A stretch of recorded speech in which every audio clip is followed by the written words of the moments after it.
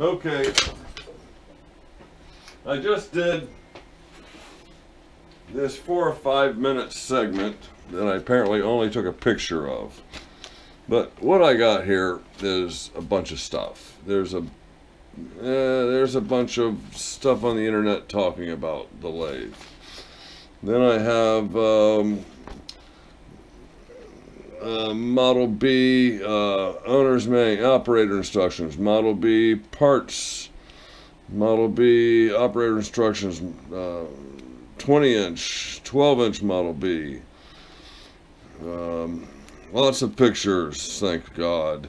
Repair part list for Pratt & Whitney 20-inch Model B. I get the same one for the 12-inch.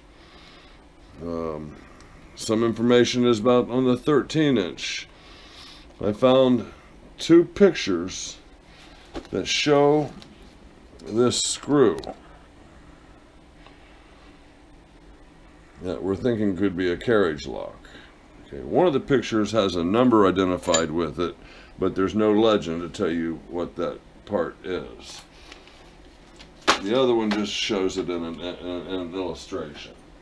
So, lots of words, thankfully lots of pictures, no help. Okay. This is the gib, or this is what holds the apron to the ways back here. This goes through and engages with this screw hole here. This is a raised surface here and here that rides on the bottom of the bedways.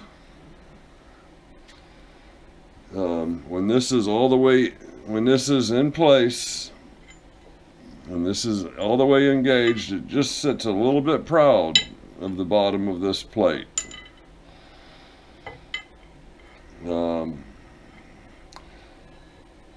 So you crank that thing to high heaven and it will not lock the carriage.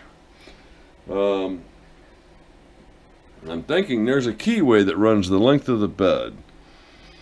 I'm thinking if we could put something in that keyway that will ride back and forth with the carriage and have a longer screw that can engage in that and could crank that down and freeze that carriage, lock it. So that is my tutorial of that square-headed screw that sits on top of my carriage. And once again, it engages with this down here, and you can yank on it. And I almost thought, well, what if I had, a crush washer or something here? Would that help bring that up? But this has already got 4 cap head screws, 2 on each end, holding this thing to the bedways.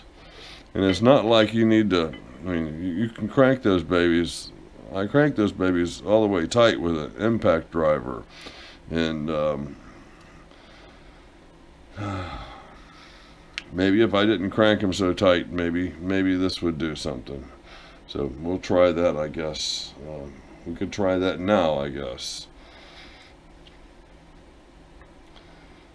But then again, if this isn't tight, then this carriage is not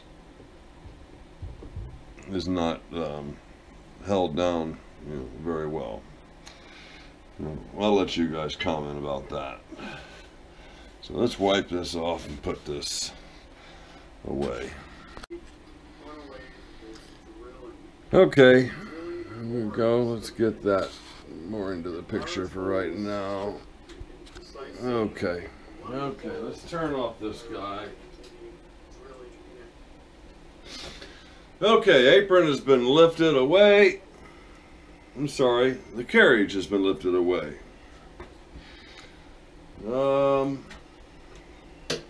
You get a pointer.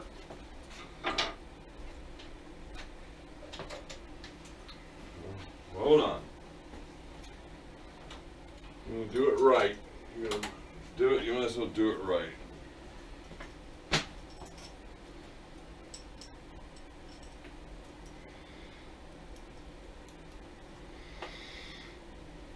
All right, the carriage is now sitting upside down on the bedways, and Lord forgive me for making that contact. A lot of oil here, all through here, stops off about right here. Pretty dry over here. This is clearly the side of the machine that is going to be oiling over here. So I have lots of red fluid on this side, not so much over here. So is it the fact that the apron is not level? I just about don't buy that, because I would think that there's going to be some fluid under pressure. And that is damn near spot on anyway. And if anything, it is the low side. So as far as the levelness goes, the dry side is the low side. Which doesn't make much sense, does it? We got these felts. I'm going to go ahead and pull those all out.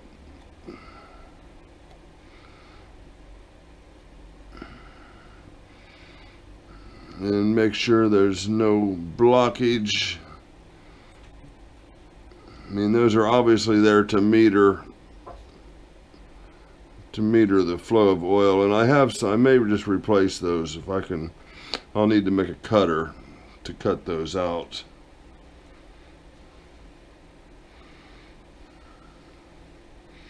So over here we have one felt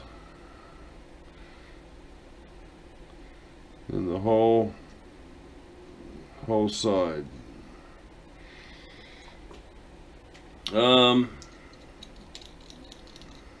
Blind hole. Okay, here I have a piece of brass tubing coming up. I have a piece of brass tubing here that is flowing. This one is maybe flowing, but it's not flowing like this one. This one was clearly brimming over. This one not so much. So what I'm going to do is I'm going to crank the machine on and see if there's any pumping going on here. Okay, now let's talk about real quick the two screws. Whoa. Okay, let's talk just for a moment about the two screws on this end of the saddle that didn't appear to, I pulled them out with a magnet. There was nothing engaged. Okay, so let's come back here.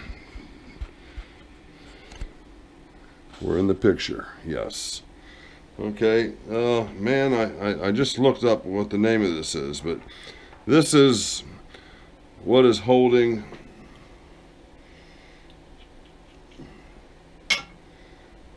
the saddle to the bedways. Okay, now this can go, I believe this can go in either position. So that's where it came out of. I believe it would probably work here as well. It might be a little harder to get it started because it falls down a little deeper, because the direction lever is a lot heftier down on this end, which allows this thing to sit up proud a little bit. But I may go ahead and reinstall that up here at the front, because I think that's probably more important, although I'm getting good numbers, you know, despite that. So that's that, and that's something that if I had my milling machine, you know, I'm sure that's not a tough thing to make. You know, what's that, 3/8 20 or 3/8? I don't know. It's some kind of thread that I'm sure I could cut. If a milling machine, I could probably make these, you know, this cut out here and make the, you know, yeah. No, I don't have a milling machine.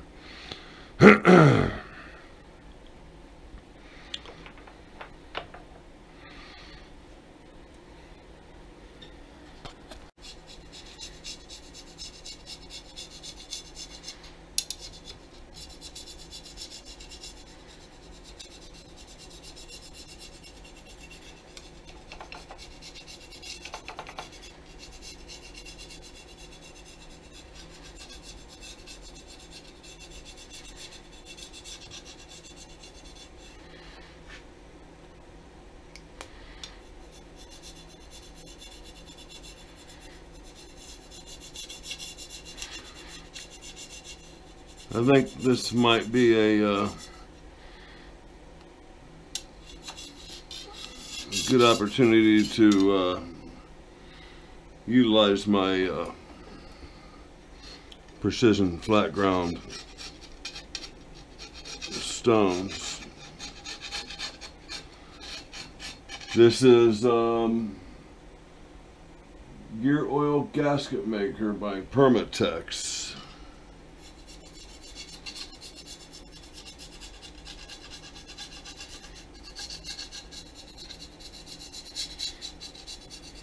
I think I would probably want to use varnish next time. I'm not sure if I want to use varnish or shellac. I forget which is which. I mean, one's kind of a natural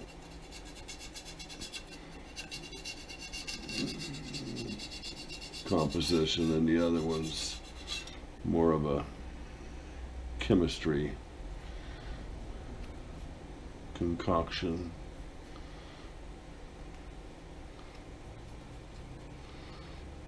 Okay, let's see. A little compressed air might serve me here.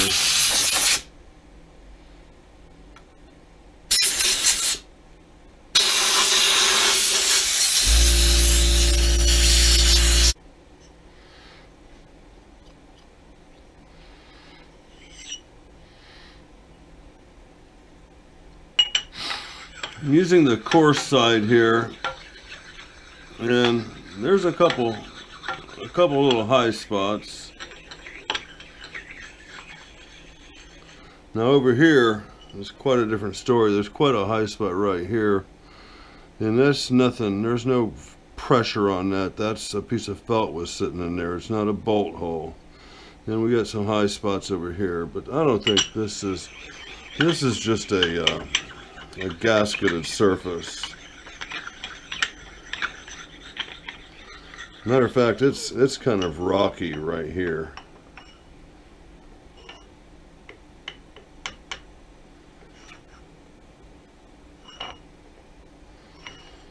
But for the most part, we know it's clean now anyway. Have I ever told you how I feel when I... Oh, never mind. I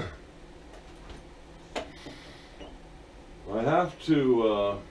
I'm going to have to go back and watch the Bar Z Summer Bash and capture the moment where my name was drawn for the precision ground stones.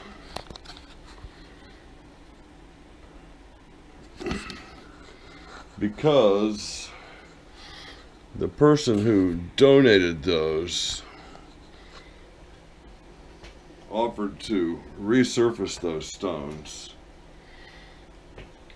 at some point.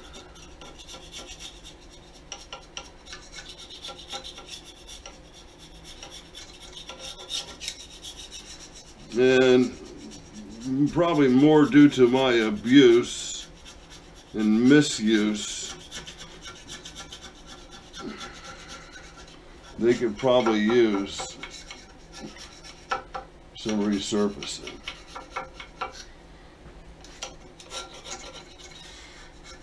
You know, I should scrape this in just as an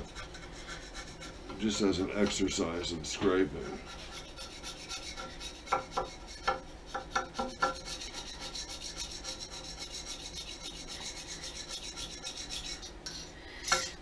All I really want to do is get this Permatex off of here.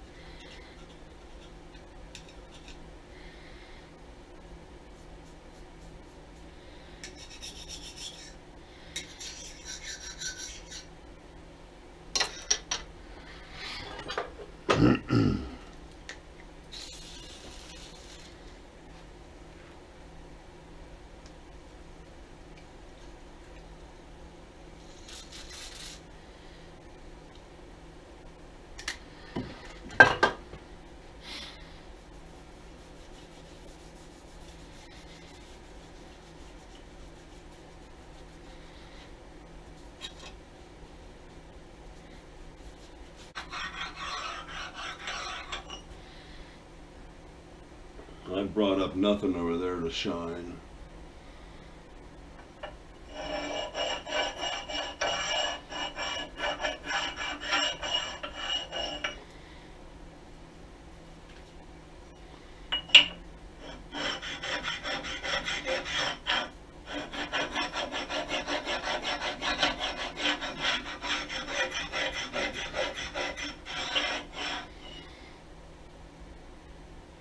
Nothing really raised there either, although I certainly should have got that free of all oil before I did that. Not gonna do my stones any good getting oily. I want to keep these things dry. I will use WD-40 to clean them.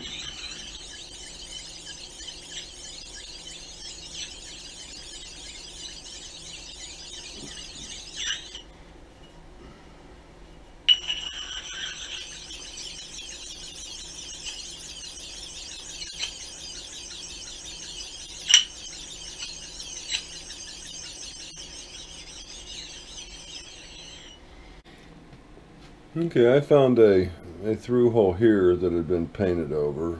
It runs up to this hole and connects this hole. It was probably just a way to get a straight hole across there and then go down, and they said to plug that up. I got all these tiny copper tubes clear, oil running through those. I got new felts all around, replacing all this. I even got felts in the locating, for the locating pins, you know, to give it a little comfort. There's plenty of depth there. I'm going to give you a quick look at the clutch on the... Oh, I guess we're okay. I thought the camera went off. Okay, this is I'm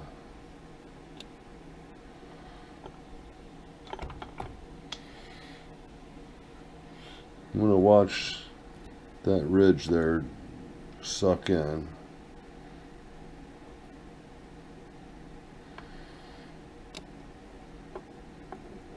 Yeah, it's moving well.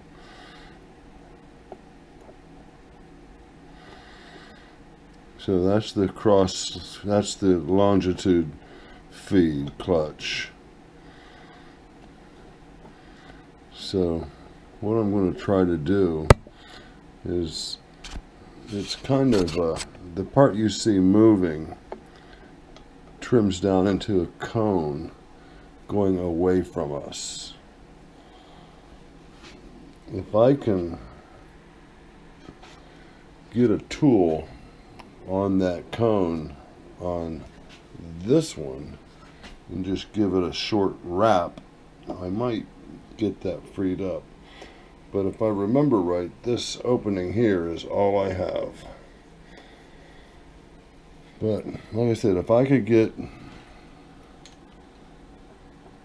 just something on that edge and just give it a sharp little knock, that might be all I need. You can see the worm drive gear down there, and in front of that would be that cone. Taking the apron off, release everything here. This can be put back on easy enough, and this can be put back on easy enough. This is the lead screw, is not a problem. There's a coupler right here. And this is the feed screw. It also has a coupler right here. The mystery bar is the gear selector, the forward and reverse travel selector. I've had this plate off. The pictures and the diagrams show this being a coupler inside there. So if I can, I need to get that thing off again, because if I can get, if I guaranteed I can get this one back, I'll pull these 3 out and bring this apron out onto the ground and deal with it.